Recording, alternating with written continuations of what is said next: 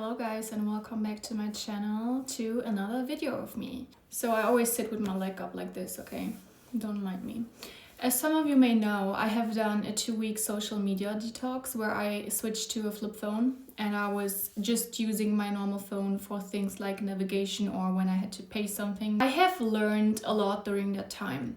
And I just want to share my social media detox journey with you because I think a lot of people can benefit from doing that actually. And I think like it just rewired my brain in a way. This time was the most peaceful time of my entire life. I can spoil you on that one. It's actually insane.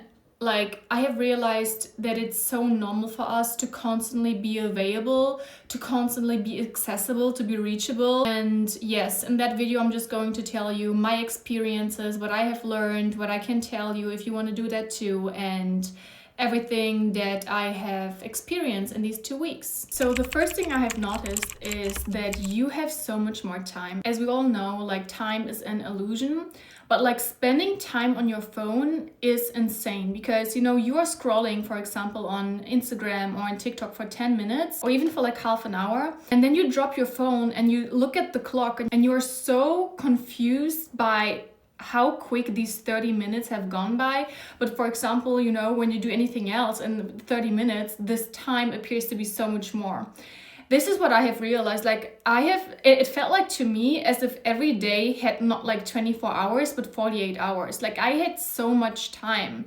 And I'm a person, I'm not a lot on social media. I'm usually just on social media when I want to post things or like create stories or talk to you guys.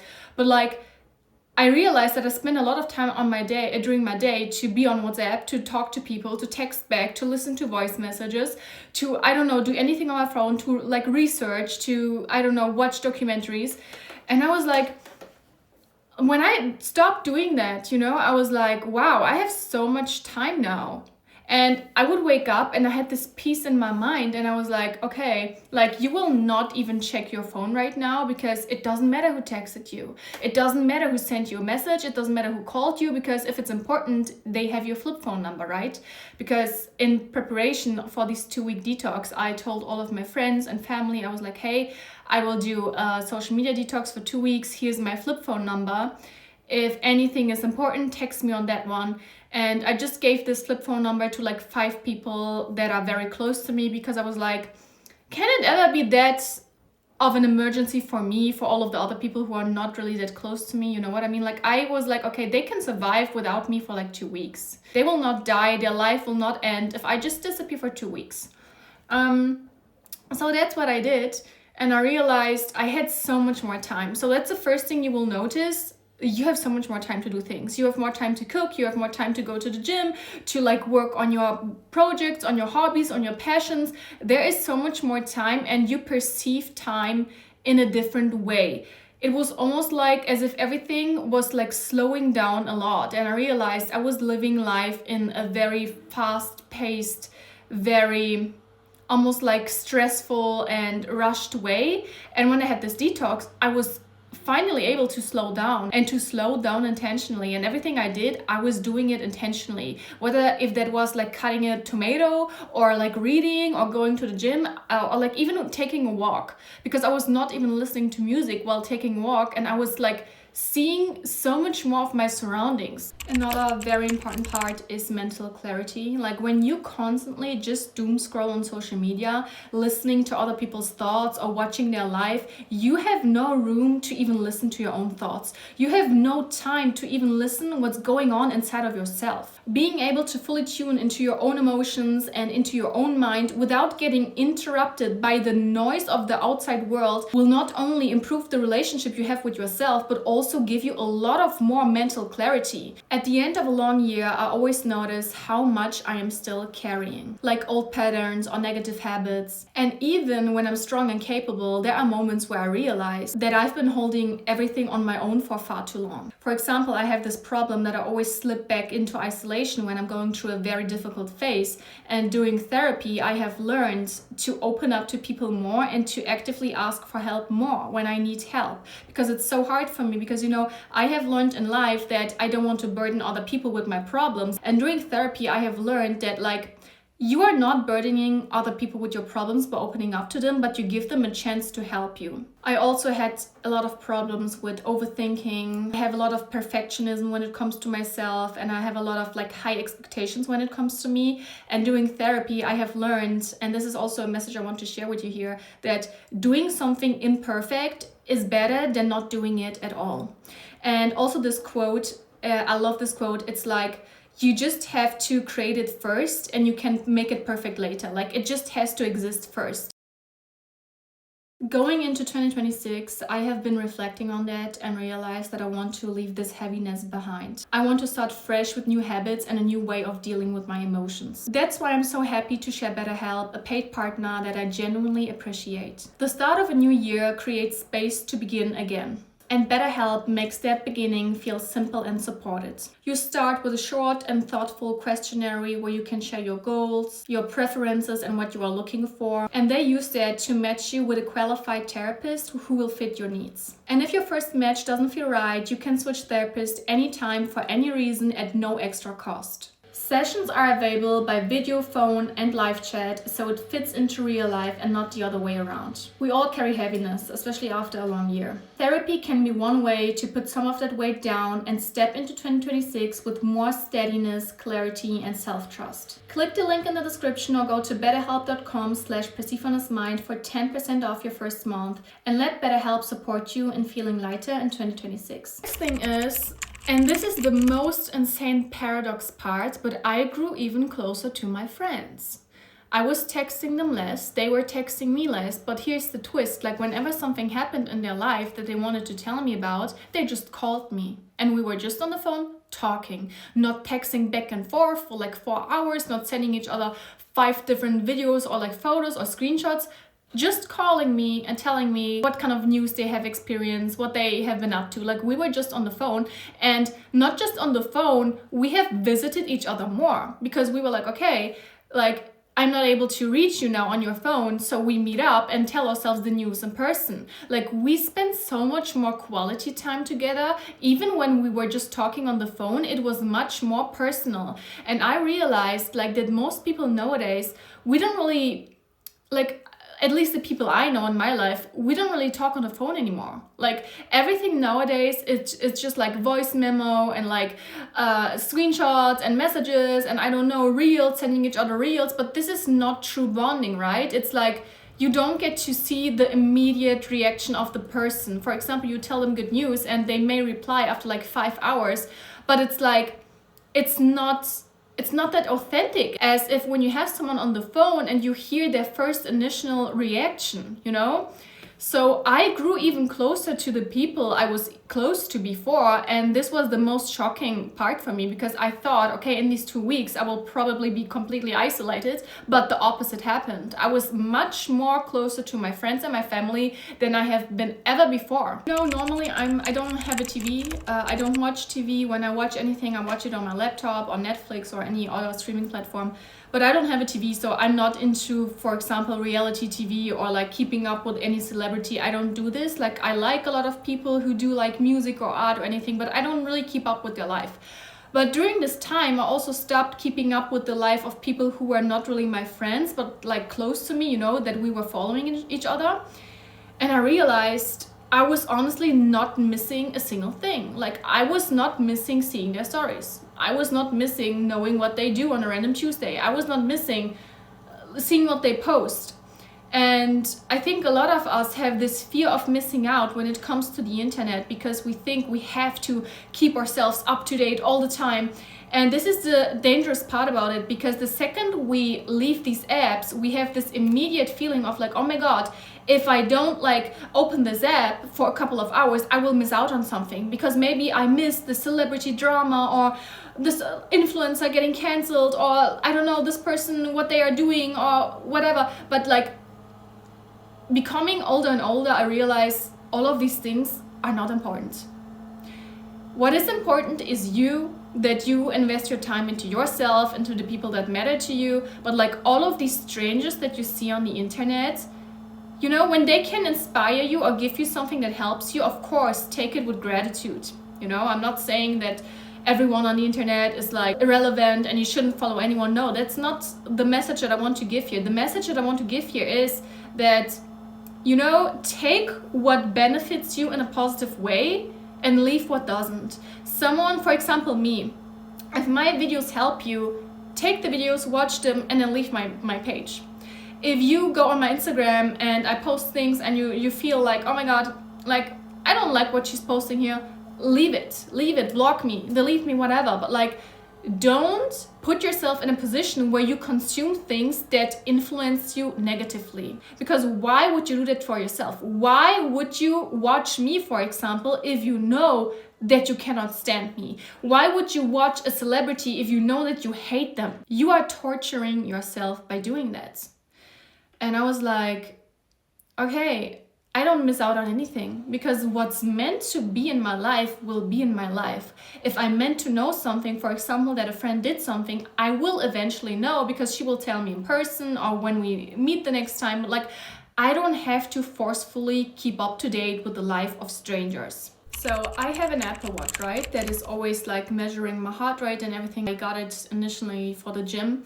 But this is insane because I have noticed that just after 1 week of me doing this social media detox, my resting heart rate dropped for like 10 beats per minute. I always had a very high resting heart rate, which usually means that your nervous system is in constant fight or flight, always stressed, always in alarm. And just after 1 week of me doing this social media detox, my heart rate was decreasing by 10 beats per minute, which is insane to me because this was like a body feedback that cannot be faked, because this was showing me without like anything that I could fake from my side or my perception. It was like a really like body feedback from my Apple Watch that my nervous system was finally resting and finally about to calm down.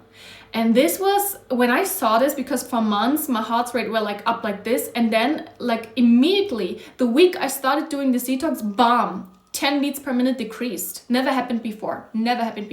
Like, and I go to the sauna, I get massages and stuff like that. Like, I do things to kind of put me back into my body and regulate my nervous system.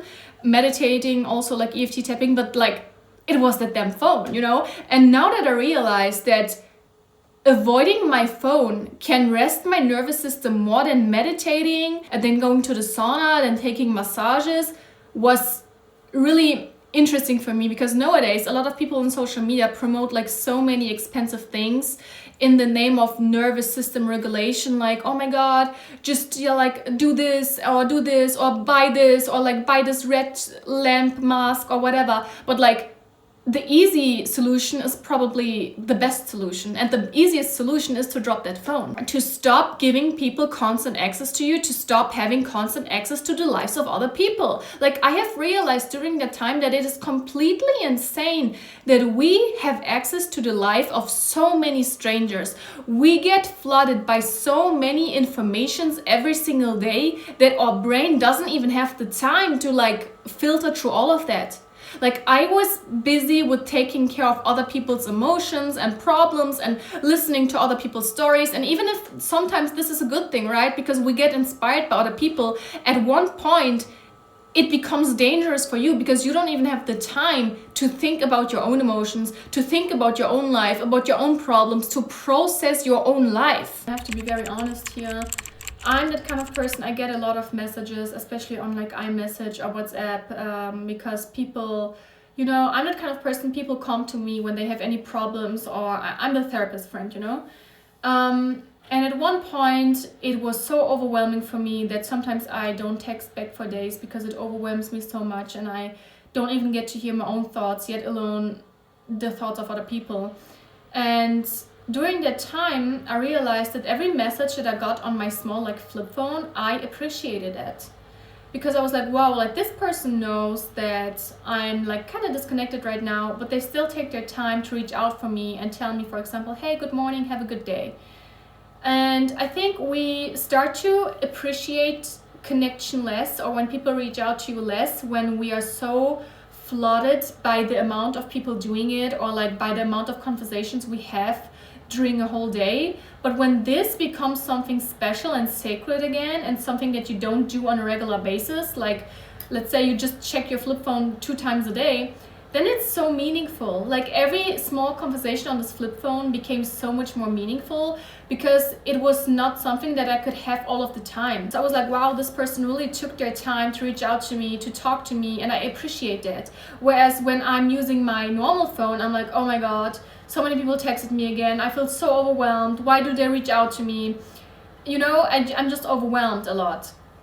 And I realized when you reduce the accessibility to you, you start to appreciate more who actually takes their time to try to get access to you. Another thing that happens to you is that you notice things more. I'm a person, I love music, and this is kind of like, I always need some background music. This is something you need to know about me, and it's kind of at a point where I was like, okay, you need to cut that out because music influences your mood insanely, but like very subtly, subconsciously, you know. And even in holy scriptures, in a lot of holy scriptures, it says that basically you shouldn't listen to music because it can influence your mood too much to a point where you don't even like have the control over your own emotions anymore. For example, when you listen to a sad song, you start to feel sad.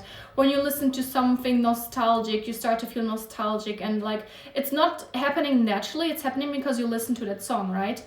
And I was a person, whenever I went outside or took a walk or even was just like strolling to the city, I was always listening to music because I also get like overwhelmed a lot, especially being surrounded by a lot of people. So I always just like, you know, put on headphones and try to kind of isolate myself from the world.